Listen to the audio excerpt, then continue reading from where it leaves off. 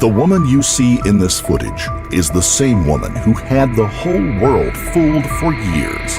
Using her charm and innocent demeanor, it was hard for many to believe that behind this smiling face was a heartless killer.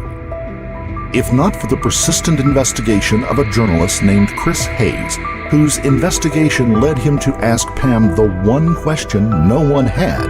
Did you kill Betsy? No, I did not kill Betsy. I had no reason to kill Betsy. It is unlikely we would have ever known about the unspeakable acts of Pam Hupp. Before we start, we would like to send our sincere condolences to the loved ones of Betty Faria, Shirley Newman, and Louis Grumpenberger, who fell victim to the abominable acts described in this case.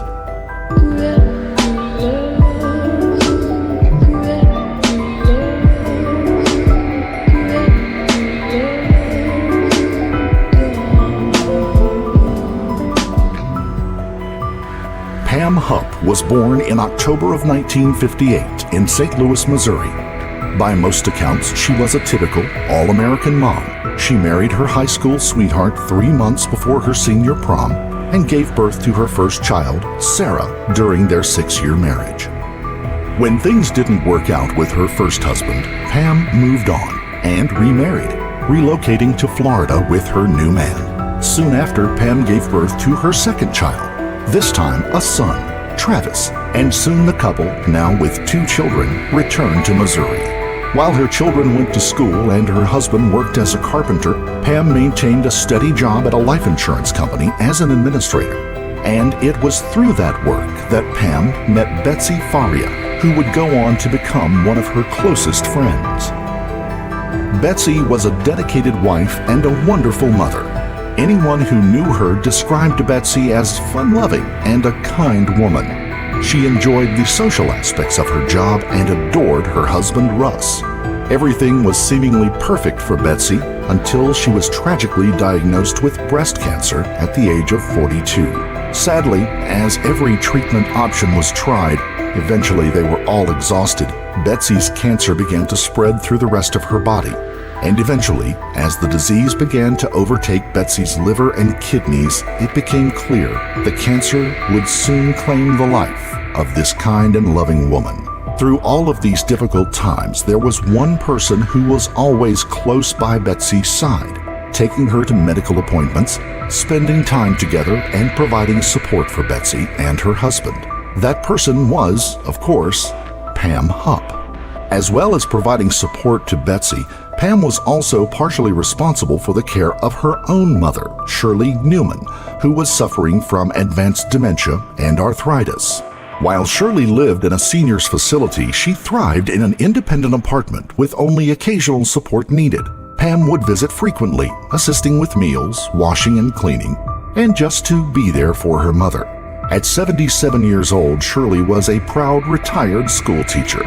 But her life's greatest joys came from seeing her children, her grandchildren, and her great-grandchildren thrive. She had moved into a 3rd-floor apartment of the Lakeview Park Independent Senior Living Community after her husband died, which meant she didn't have to take care of a home on her own anymore. She wanted to thoroughly enjoy her retirement, and it gave her great peace to know that her family would feel confident that she was safe and well cared for. But tragically, both Betsy and Shirley and their relationships with this seemingly kind and good-natured woman, Pam, would eventually lead to their agonizing deaths. Because behind the facade of kindness, Pam Hupp concealed her true, dark nature. So who is Pamela Hupp really, and how did she get away with murder after murder for so long? The answer to the question is really quite simple. Pam was a manipulative and greedy criminal who would stop at nothing to take all that she could from her victims, their money, their dignity, and eventually their lives. Even those closest to Pam were not safe from falling victim to her insatiable appetite for money. But Pam's path of destruction doesn't stop with her mother and best friend. Louis Grumpenberger was an innocent bystander caught in the crossfire of Pam's attempt to conceal her previous crimes. But it would be the horrific murder of Lewis that would eventually lead to the unraveling of all of Pam Hupp's sadistic crimes. Lewis was a 33-year-old father of 2 children. He was a loving dad and a devoted son, frequently visiting his mother and spending time with his extended family. In 2005, he had been involved in a car accident which left him with permanent mental and physical disabilities.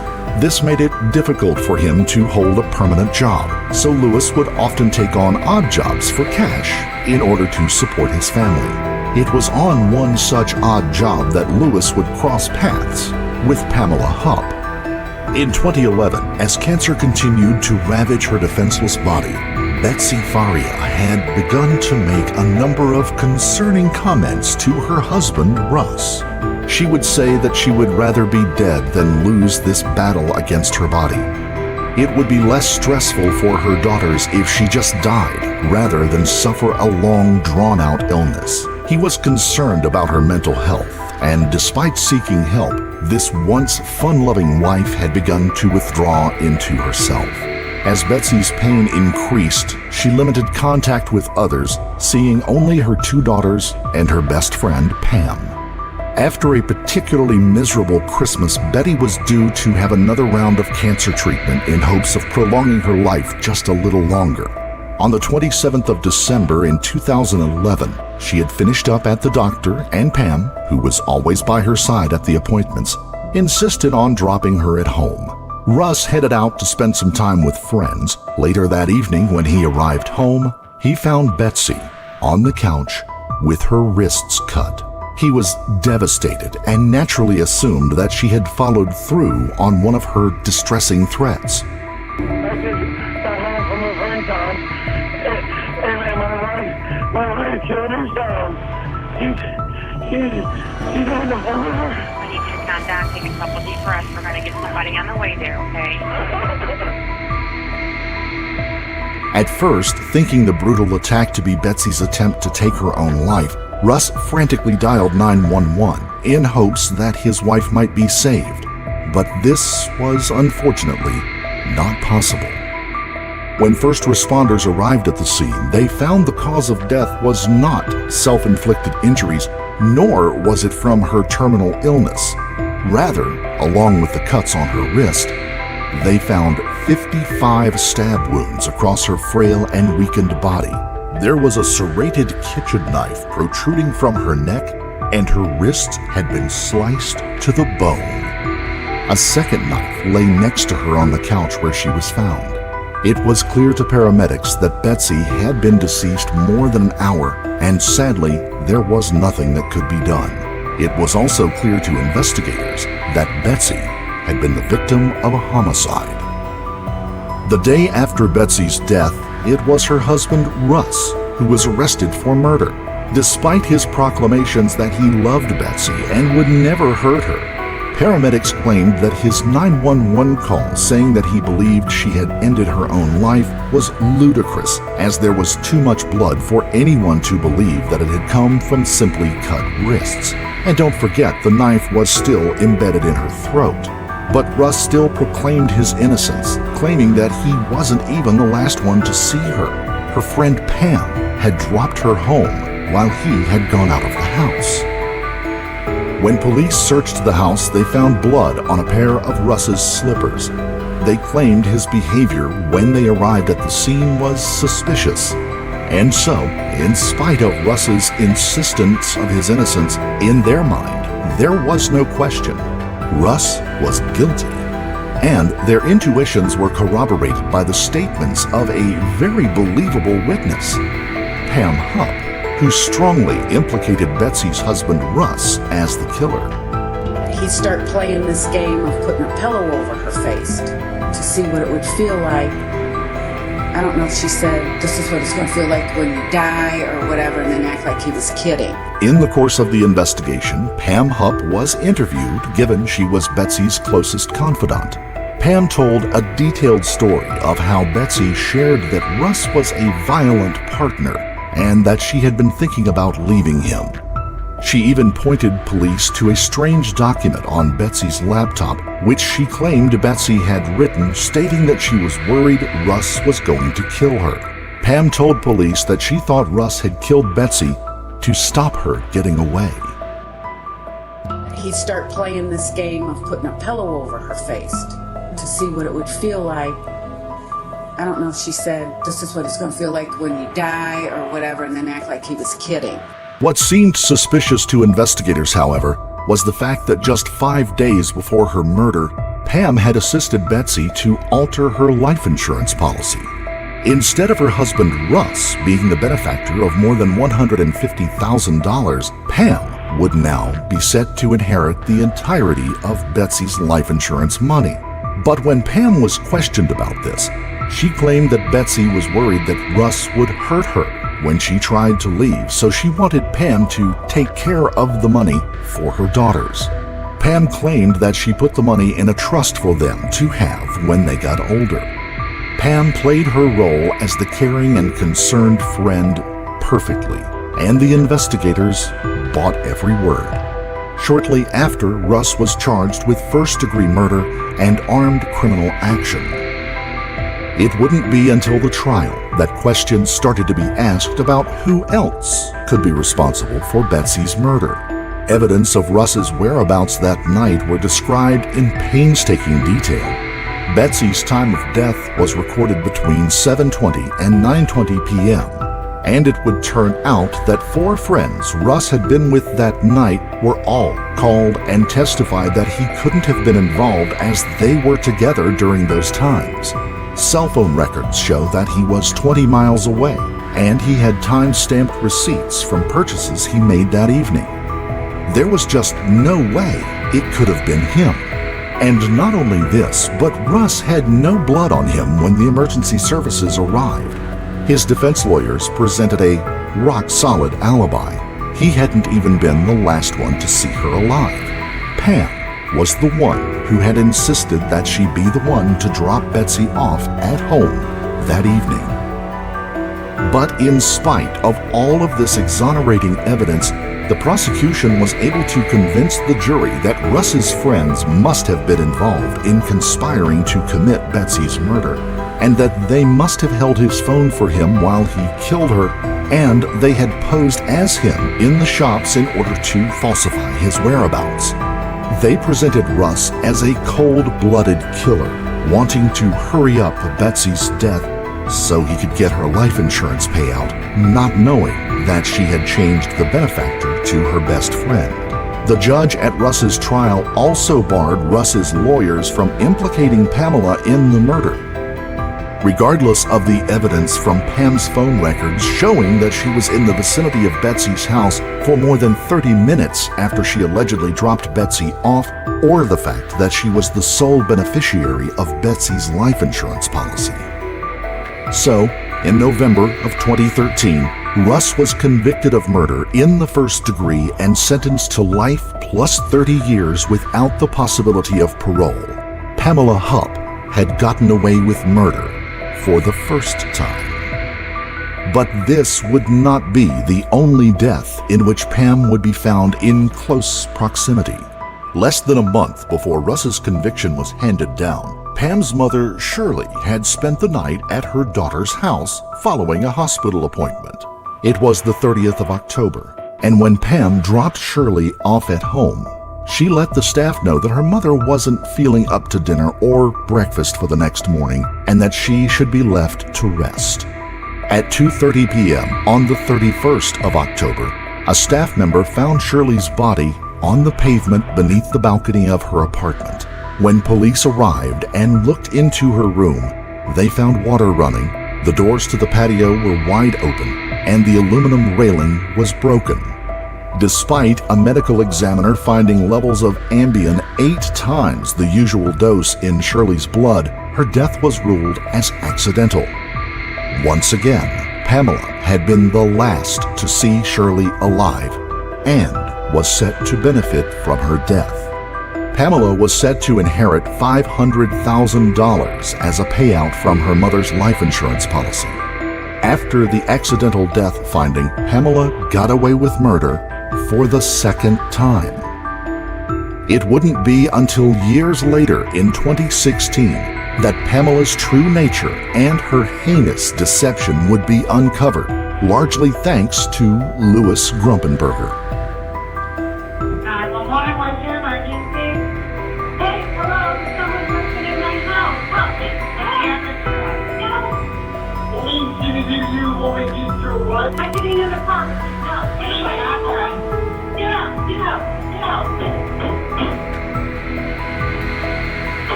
out. Wait, get out. No, no.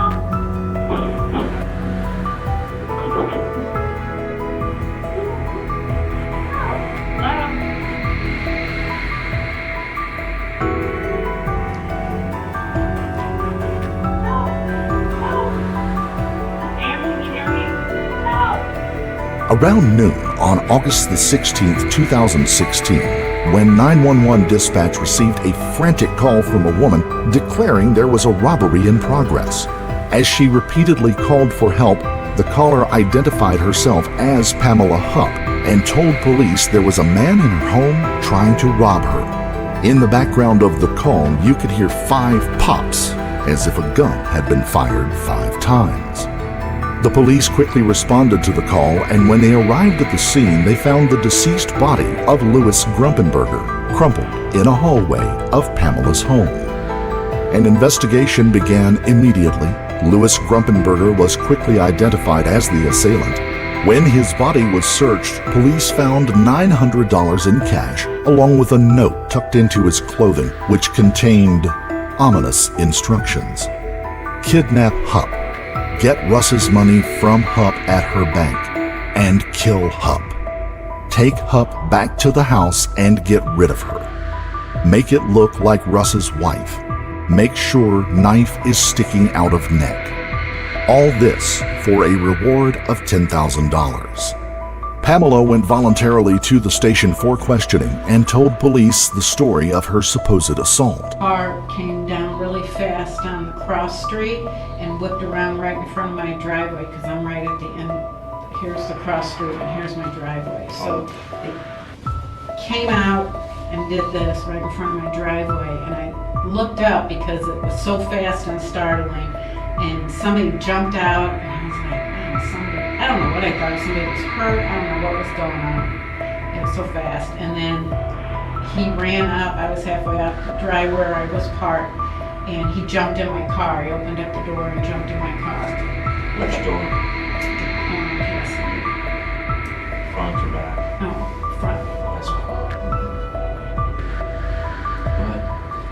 And he had a bunch of stuff in his hands. I don't know what he had, but he had a knife also, but he had something in his other arm. I don't know what he had. And he put a knife and kept going, just yelling random stuff like, you're going to take me to the bank and get Russ's money. Take me to the bank, you're going to take me to the bank. He put a knife up to my throat there and was yelling stuff. And he kept looking behind him like this. So I put it in gear, and I was thinking how I was going to get out of there when he was looking. And he kept yelling, coming back, and then he looked back again, and I hit his arm with the knife, and then shot out of the car and ran inside. She claimed to have returned home and pulled into the garage when Louis jumped out of an SUV being driven by someone else. He held a knife to her throat, telling her to drive to the bank and withdraw Russ's money, referring to the money she had received as the life insurance payout from Betsy's murder. Pam claimed that she had managed to knock the knife from the assailant's hand and run into the house, pursued by her assailant. She managed to grab her gun and shoot Louis as he came after her down the hallway. I think I was yelling at him, I think I was like, who are you? Get out of my car, blah, blah, blah. And he was like, bitch, we're going to the bank. And I'm like, then my mind just starts swirling because I'm like, bank, this is so freaking weird. And I'm like, am I going to the bank with you? Get out of my car. And he goes, bitch, we're going to the bank, we're getting Russ's money. And he started getting all agitated and excited. And that's when he was yelling things. I wasn't listening because I was forming how the hell I was going to get out of my car. So he was yammering crap. Couldn't really understand him at that point. and my thought was to get the knife away and get the heck out of the car. That's all I was thinking about at that point. What he was saying, I don't know. As I ran into the garage, he ran after me. I heard the car door shut, and he was yammering stuff again about killing me. Again, my focus was to get in the house. I knew I had my phone in my pocket. I was trying to dial 911. I think I did it 3 times before it went through on my cell phone. But then I was inside, and he was trying to get the door. I was trying to hold the door. I couldn't get it locked then. And I was trying to get 911 on the phone. And he was saying stuff. And then the door flew open. He got in, it flew open, and I ran into the bedroom. He was yelling stuff. And as I was going in the bedroom, something again about killing my wife. Him and Stevie. Me and Stevie, you're gonna kill your wife. And so I don't know who that is. I don't know a Steven or a Stevie or Steve. I don't know what he was talking about. He was so bad. It was really hard. It's like his sentences weren't formed by then. And so none of it made any sense, but he did keep saying, get in the car. I ran in the bedroom. I tried to, I shut that door. I was trying to get it locked, wouldn't latch. I got a problem with the door. And I got my gun, turned around, got my gun, nightstand right there, and he was pounding on the door. And once it flew open, and I just kept shooting him. And he just kept standing there. Did any rounds go, are there going to be any bullet holes in the door, into the bedroom? Or do you think that the door was fully I was open? in the bedroom. I understand that, but you said the door flew open, so I didn't know. Yeah, I didn't start shooting until that door flew open and he was standing right there, ready to approach into the bedroom. And I just started shooting and walking towards him. So I'm gonna be sure because everybody kept saying that's a little gun, and blah, blah, blah, and I couldn't Beverly Club. After all the stories Pamela had spun over the last years, this was the one which would lead to her undoing. Something about it just didn't ring true.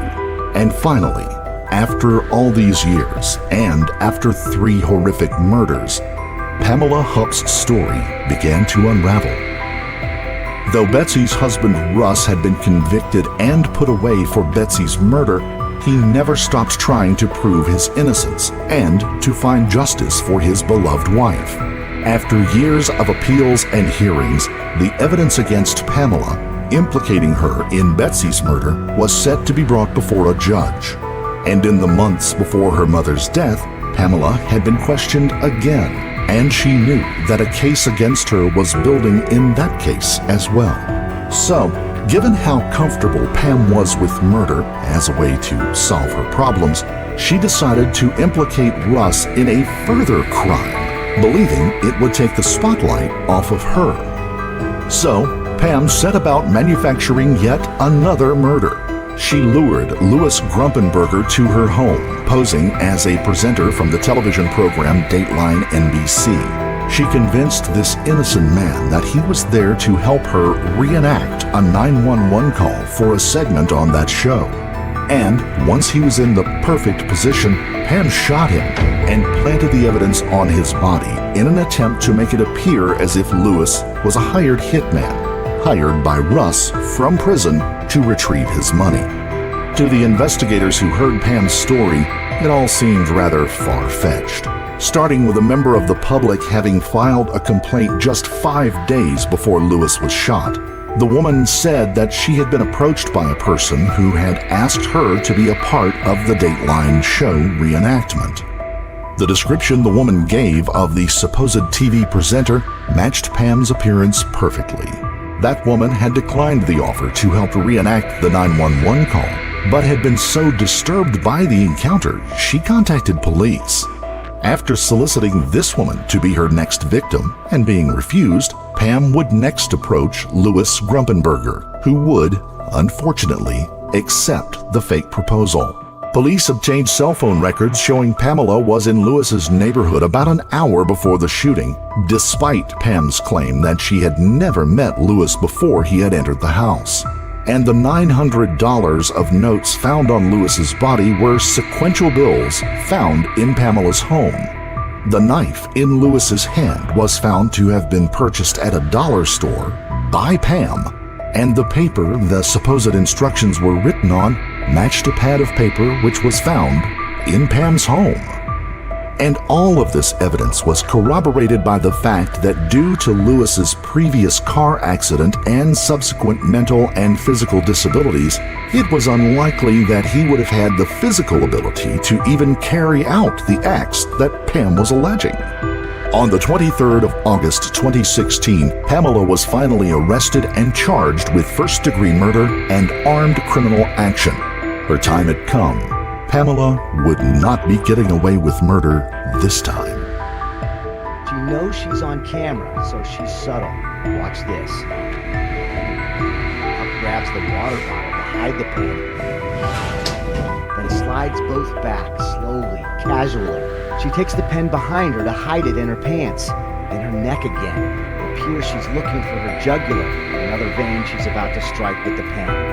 That's where she's escorted to the bathroom, where she stabs herself. There's an alternate female service in investigation bathroom, okay? About 5 minutes pass when you can hear officers yelling.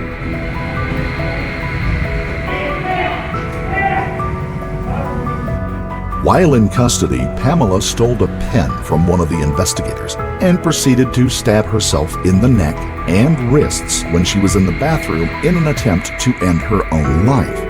But her attempts to harm herself were unsuccessful, and prosecutors were unsympathetic to what they labeled as consciousness of guilt. In January 2017, Pam pleaded not guilty to her charges, and prosecutors stated they would seek the death penalty, in part due to her choice of Lewis as a victim, given his particular vulnerabilities. By this point, the spotlight had landed squarely on Pamela, and over the course of the investigation into Lewis's murder, further questions started to be asked about her close connection with two previous deaths, that of her best friend Betsy and of her own mother Shirley. Prosecutors could no longer deny that her association with both Betsy Faria and Shirley Newman was suspicious, so police would reopen the investigation into both cases with their eyes now open to the possibility of Pamela's involvement. Shirley Newman's cause of death was eventually changed from accidental to undetermined. In 2018, the judge in Lewis's murder stated prosecutors could not use information about Shirley's death in the trial against Pam, but he did rule that they could use evidence relating to the death of Betsy Faria as they pled their case. Pamela's trial date was set for June of 2019, but just before it started, Pamela entered an offered plea in the murder of Louis Grumpenberger. She wouldn't be pleading guilty, but an offered plea is an admission that the evidence against her would likely be overwhelming. This meant that Pam wouldn't go to trial in Lewis's death, and as a condition of this plea, she would not face the death penalty. Pamela told her husband from jail that she only used this option so that her children wouldn't have to witness an ugly trial. After the offered plea, the Lincoln County prosecutor announced that he would be reopening the Betsy Faria homicide investigation. By this point, Russ had already wrongly served 3.5 years in jail for his wife's murder. Despite numerous appeals and admissions that there were flaws in the initial investigation, it had taken until 2015 for him to be released on bond pending a new trial. In 2021, Pamela was interviewed in connection with the murder of Betsy for the first time as a suspect. Less than 4 days after this interview, Pamela was charged with first-degree murder and armed criminal action, the same charges brought against Russ nearly 10 years earlier. The prosecutor stated he would seek the death penalty due to the heinousness and depravity of the crime and Pamela's attempts to deflect blame onto Betsy's husband. While this case has not yet gone to court, they will claim that Pamela killed Betsy in an effort to defraud her out of a life insurance policy. They believe once she found out that Betsy was dying of cancer, she befriended her with her intentions clear from the start. On that terrible day, she waited until Betsy was asleep on the couch after her treatment, which would have left her weak and tired. Then, Pam repeatedly stabbed her good friend as she slept. stopping when the knife became so embedded in her throat she had to find another to complete the attack. Pam took off one of her friend's socks and then used it to spread blood around the home, including onto Russ's slippers, before placing them back on Betsy's feet. After Russ's release, a new trial ultimately exonerated him and his conviction was overturned. In 2020, Russ received a $2 million settlement in his claim against unlawful imprisonment. Russ had filed a number of lawsuits alleging unethical behavior from the prosecutor and investigators at the time of his initial arrest, and yet no one has faced charges in that matter. This is despite testimony from witnesses claiming Russ was targeted as a suspect from the outset and that there were inappropriate relationships between those involved in the investigation, leading to his arrest being predetermined. In May of 2022, it was announced that an inquiry would be undertaken to establish if there was any misconduct in the initial investigation. Prosecutors stated they would not be seeking to file charges against Pamela for the death of her mother, Shirley. But after her imprisonment in September of 2020, Pamela's husband filed for divorce, claiming that their marriage was irretrievably broken. And Betsy's murder became the subject of 6 separate episodes, ironically, on Dateline NBC, the show she had impersonated working for when committing the murder of Lewis. Until Pamela faces her final charges in Betsy's murder, she remains incarcerated at the Chillicothe Correctional Center. A preliminary hearing was scheduled for February of 2022, but was delayed indefinitely after Hupp's public defender died of a heart attack. But whenever this trial inevitably takes place, we can rest assured that Pamela Hupp will likely remain incarcerated for the remainder of her life.